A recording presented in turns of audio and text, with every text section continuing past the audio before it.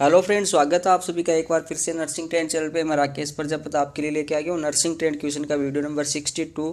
आज आपको medical surgical nursing के कुछ इंपॉर्टेंट क्वेश्चंस बताने वाला हूँ जो कि ईएसआईसी, सफदरजंग और अदर नर्सिंग एग्जाम के लिए बहुत ही यूजफुल साबित होने वाले हैं। तो एंड तक इस वीडियो मेरे साथ बने रहिए। साथ ही साथ चैनल पर अगर नए हो तो चैनल को कर लो सब्सक्राइब तथा पास में जो बेल आइकन आ रहा है उसको दबाना भी न भूले। क्वेश्चन फर्स्ट है, Mr. Ghanshyam, a 78-year-old client, is admitted with the diagnosis of mild chronic heart failure. Mister Ghanshyam है जो कि 78 ईयर के हैं और ये माइल्ड क्रोनिक हार्ट फेलियर से पीड़ित है और एडमिटेड है। The nurse expect to hear when listening to client's lungs indicative of chronic heart failure would be। अब नर्स है वो क्लाइंट्स के लंग्स को असेस कर रही है तो उसको क्रोनिक हार्ट फेलियर के सिम्टम्स के रूप में क्या सुनाई देना एक्सपेक्ट होगा। स्ट्रिडोर, क्रैकल्स, विजेज या फिर फ्रिक्शन रब्स। तो क्रोनिक हार्ट फेलियर के पेशेंट में लंग्स असेस करेंगे तो क्रैकल्स है वो सुनाई देंगे। Option B is right. क्यों सुनाई देंगे? Left sided heart failure causes fluid accumulation in the capillary network of the lungs. अगर हार्ट फेलियर हो रखा है तो जो लेफ्ट साइड का हार्ट फेलियर होगा उसमें फ्लूइड का एक्यूमुलेशन हो जाएगा और ये जो फ्लूइड एक्यूमुलेशन है ये जो लंग्स है उसकी कैपिलरीज में चला जाएगा। इस वजह से उसका जब पेशेंट्स का इंस्पिरेशन होगा तो क्रैकल्स की साउंड है वो लंग्स में सुनाई देगी। Fluid eventually enter intracellular spaces and cause crackling sound at the end of inspiration. Next question 2, Mahesh who is hospitalised following a myocardial infarction asked the nurse why he is taking morphine. The nurse explains that morphine. अब महेश है जो कि myocardial infarction से पीड़ित है और hospitalise है, इनको मॉर्फिन सल्फेट दी जा रही है। तो ये नर्स को पूछ रहे हैं कि ये मॉर्फिन सल्फेट्स क्यों ले रहे हैं, क्यों दी जा रही है। नर्स क्या एक्सप्लेन करेगी मॉर्फिन सल्फेट के बारे में। Decrease anxiety and restlessness. अब नर्स कह रही है कि जो मॉर्फिन है ये एंजाइटी को डिक्रीज करेगी और रेस्टलेसनेस को भी डिक्रीज करेगी। Prevent stroke and relieve pain. Dilates coronary artery blood vessels. Dilates coronary blood vessels. Helps prevent fibrillation of the heart. तो जो मॉर्फिन का काम है वो क्या है? Prevent stroke and relieve pain. Option B is right. कैसे? Morphine is a central nervous system depressant. Morphine है ये सेंट्रल नर्वस सिस्टम डिप्रेसेंट के रूप में यूज की जाती है। Use to relieve the pain associate with myocardial infarction.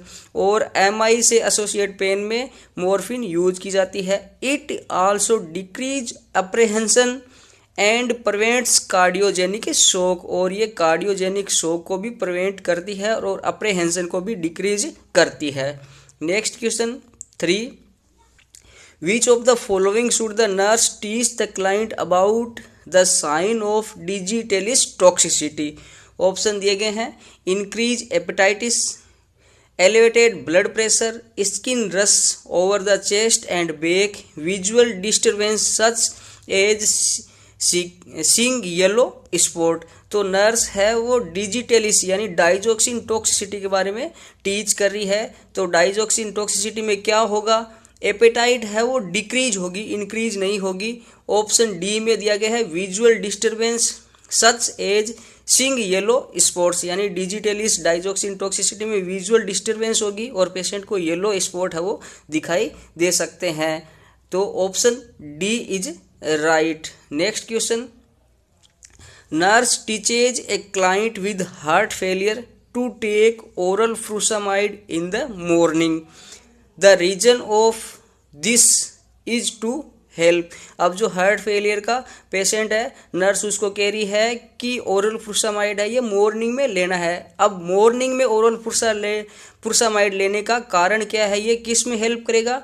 Option दिए गए हैं, retard rapid drug absorption, excrete excessive fluid accumulated at night, prevent sleep disturbance during night, prevention of electrolyte imbalance।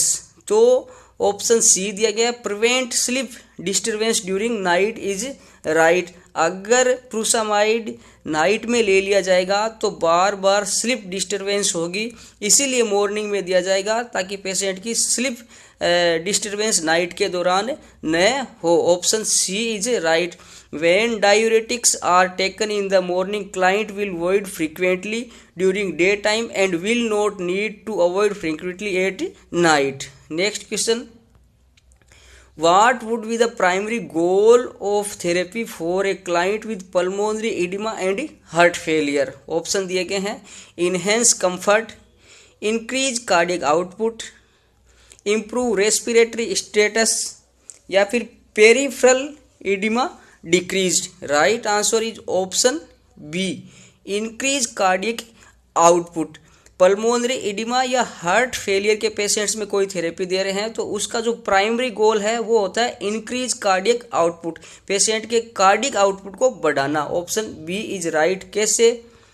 The primary goal of the therapy for the client with pulmonary oedema for heart failure is increase cardiac output. Pulmonary edema is an acute medical emergency requiring immediate intervention। और जो pulmonary edema है ये acute medical emergency है और इसके लिए immediate intervention की जरूरत होती है। Next question 6. Nurse is caring for a client with head injury and monitoring the client with decerebrate posturing. अब जो नर्स है वो हेड इंजरी के पेशेंट की केयर कर रही है और पेशेंट में डीसेरेब्रेट पोस्चरिंग के लिए मॉनिटरिंग कर रही है। विच of the following is characteristic of this type posturing. अब इस टाइप की पोस्चरिंग यानी डीसेरेब्रेट पोस्चरिंग के कैरेक्टरिस्टिक्स क्या होते हैं? ऑप्शन दिए गए हैं upper extremity flexion with lower extremity flexion, upper extremity flexion with lower extremity extension, extension of the extremities after a stimulus, flexion of the extremities after stimulus। तो जो डीसेरेब्रेट पोस्चरिंग होती है इसमें होता है extension of the extremities after a stimulus. किसी stimulus देने के बाद में, स्टिमुलाई देने के बाद में जो अपर एक्सट्रीमिटी होती है इनका एक्सटेंशन होता है डीसेरेब्रेट पोस्चरिंग में। Option C is right. Decerebrate posturing is the extension of the extremities after a stimulus which में occur with upper brain stem injury. और ये जो डीसेरेब्रेट पोस्चरिंग है ये अपर ब्रेन स्टेम की इंजरी में अकर्स होती है, उत्पन्न होती है। Next question 7. A female client is taking cascara sagrada. Cascara sagrada क्या है? लेग्जेक्टिव होता है एक टाइप का।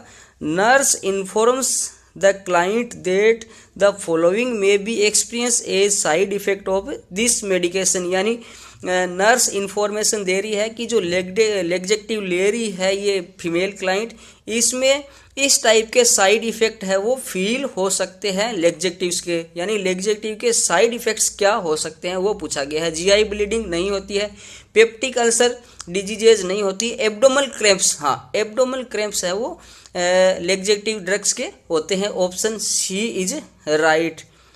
The most frequent side effect of laxative is abdominal cramps and nausea. Option C is right. Next question है 8. Doctor orders a continuous intravenous nitroglycerin infusion for the client suffering from myocardial infarction। Doctor ने continuous nitroglycerine infusion order किया है किसके लिए? Myocardial infarction के patient के लिए।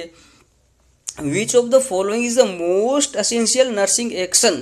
तो अब मोस्ट एसेंशियल नर्सिंग एक्शन क्या है नाइट्रोग्लिसरीन देने से पहले? ऑप्शन दिए गए हैं monitoring urine output frequently, monitoring blood pressure every 4 hours, obtain serum potassium level daily, या obtaining infusion pump for medication. तो नाइट्रोग्लिसरीन देने से पहले अपने क्या करेंगे? इन्फ्यूजन पंप है वो प्राप्त करेंगे, ऑब्टेन करेंगे, ताकि नाइट्रोग्लिसरीन है उसकी कंटिन्यूस रेगुलर और सही डोज दी जा सके। Option D is right. Obtaining infusion pump for the medication. Next question 9. during the second day of hospitalization of the client after a myocardial infarction, which of the following is an expected outcome? Options are able to perform self-care activities without pain, severe chest pain, can recognize the risk factor of MI, can participate in the cardiac rehabilitation walking programme. तो myocardial infarction के second day hospitalise होने के second day patient क्या कर सकता है? Able to perform self care activities without pain. Option A is right. Next question 10, a 68-year-old client is diagnosed with a right-sided brain attack and is admitted to the hospital। अब 68 year का जो client है ये right sided brain attack से diagnosed हुआ है और hospital में एडमिटेड है। In caring for this client the nurse should plan to in caring for this client nurse should plans to, इस टाइप के पेशेंट की केयर करते हुए नर्स क्या प्लान करेगी? ऑप्शंस दिए गए हैं। Application of elastic stockings to prevent flaccid by muscles, use hand roll and extend the left upper extremity on a pillow to prevent contractions, use a bed cradle to prevent dorsiflexion of feet और do passive range of motion. तो जो right sided brain attack हुआ है इसमें nurse क्या करेगी? Option B, use hand roll and extend the left upper extremity on a pillow to prevent contraction. तो जो लेफ्ट अपर एक्सट्रीमिटी है इसको कॉन्ट्रैक्शन रोकने के लिए पिल्लो पे एक्सटेंड करेगी and use the hand roll. Option B is right. क्यों? कारण क्या है? The left side of body will affect in right sided brain attack. तो राइट साइड का अगर ब्रेन अटैक होगा तो बॉडी का जो लेफ्ट साइड का पार्ट है वो अफेक्टेड होता है। इसलिए जो नर्स है वो use hand roll and extend the left upper extremity on a pillow to prevent contraction. Next question, nurse is assigned to care for a client who has returned to the nursing unit after left nephrectomy, nurse highest priority would be।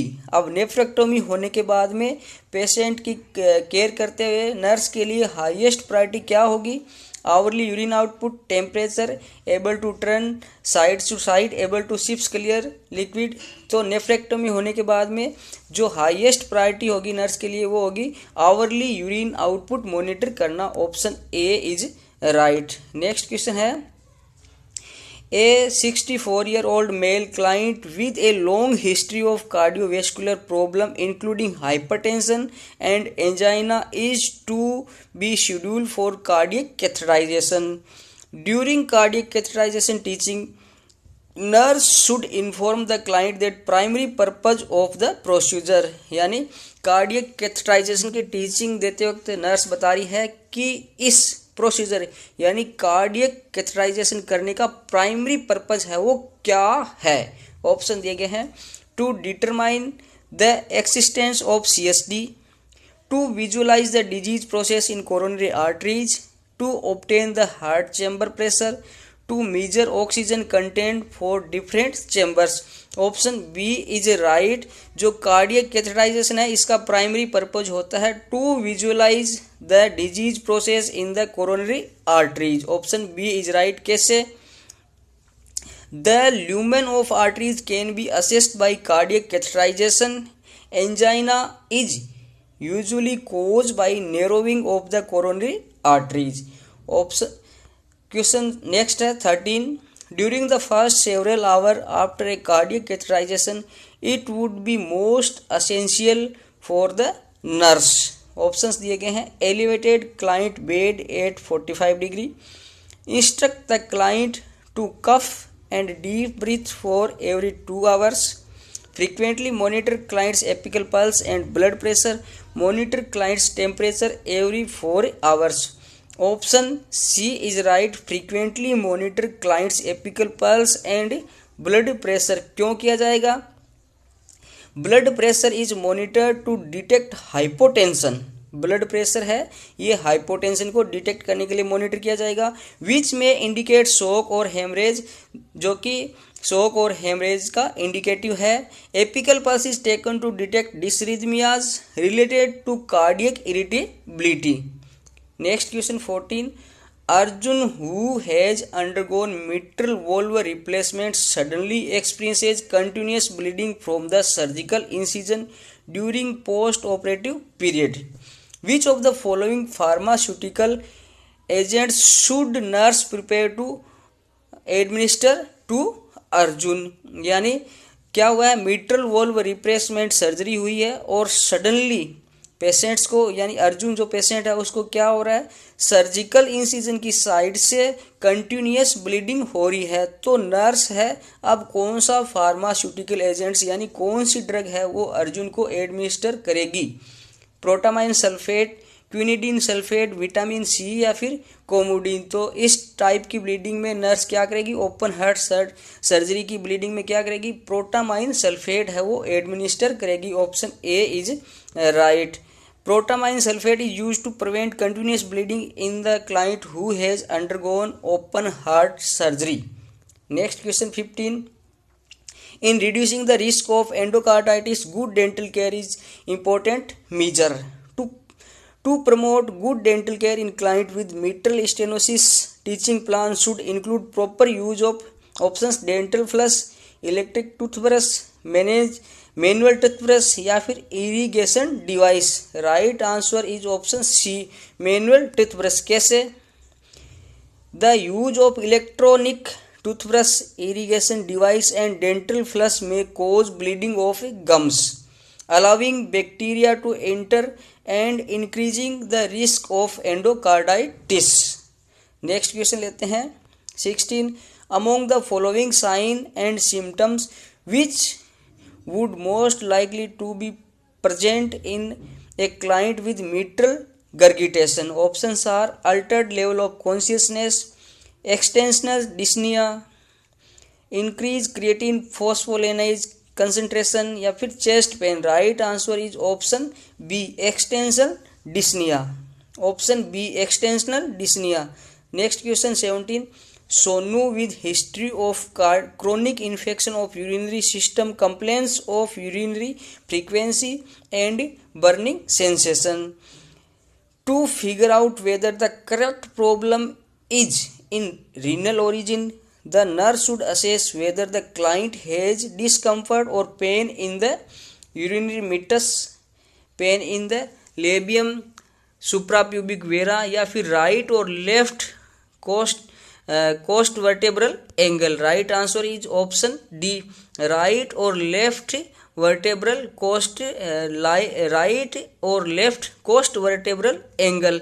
तो इसमें पूछा जा रहा है कि chronic urinary infection का patient है और उसमें जो मेन प्रॉब्लम अभी क्या हो रही है, यूरिनरी फ्रीक्वेंसी और बर्निंग सेंसेशन हो रहा है। अपने जानते हैं कि जो मेन प्रॉब्लम है वो रीनल ओरिजिन में यानी किडनी में है, लेकिन पेशेंट है उसको पेन कहाँ पे हो रहा है, राइट और लेफ्ट कोस्टो वर्टेब्रल एंगल में होता है। Next question,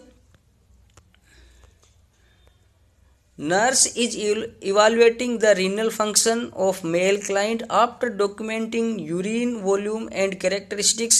Nurse assess which sign is the best indicator of renal function. Options दिए गए हैं, blood pressure, consciousness, distension of the bladder, pulse rate. तो ब्लड प्रेशर है ये बेस्ट इंडिकेटर है रीनल फंक्शन को असेस करने का। किसके बाद में, यूरिन का वॉल्यूम और यूरिन की करेक्टरिस्टिक्स देखने के बाद में। Option A is right, blood pressure. Next question 19, John suddenly experiences a seizure and nurse notice that John exhibits uncontrollable jerking movements. Nurse document that John experience which type of seizure. अब nurse document करी है कि Johan को है किस type के seizures आए हैं। जोहन को क्या हुआ था, एग्जिबिट अनकंट्रोलेबल जर्किंग मूवमेंट्स, यानी अनकंट्रोलेबल जर्किंग मूवमेंट्स आए हैं। तो ये किस टाइप के सीजर है, tonic seizure, absence seizure, myoclonic seizure या फिर क्लोनिक सीजर, तो ये है myoclonic seizure, option C is right. Myoclonic seizure is characterize by sudden uncontrollable jerking movements of a single और multiple muscles group. Next question 20, smoking cessation is critical strategy for the client with Buerger's disease. Nurse anticipate that the male client will go home with prescription of which medication? Paracetamol, ibuprofen, nitroglycerin या फिर nicotine. Right answer is option D, nicotine. क्यों? Nicotine is given to controlled and decreasing dosages for the management of nicotine withdrawal symptom. Nicotine withdrawal symptom से बचाने के लिए जो nicotine है उसको कंट्रोल और डिक्रीजिंग डोज में पेशेंट को दिया जाएगा, तभी जो पेशेंट है उसमें स्मोकिंग सेसेशन या स्मोकिंग छोड़ने की जो लत है वो सही हो पाएगी। Option D is right. तो फ्रेंड्स ये हो गया आज की क्वेश्चन। अगर वीडियो अच्छा लगा तो इसको लाइक करें, सभी दोस्तों के साथ शेयर करें। चैनल पे अगर पहली बार हो तो चैनल को सब्सक्राइब करें, पास में जो बेल आइकन आ रहा है उसको दबाना भी न भूलें। Thank you friends.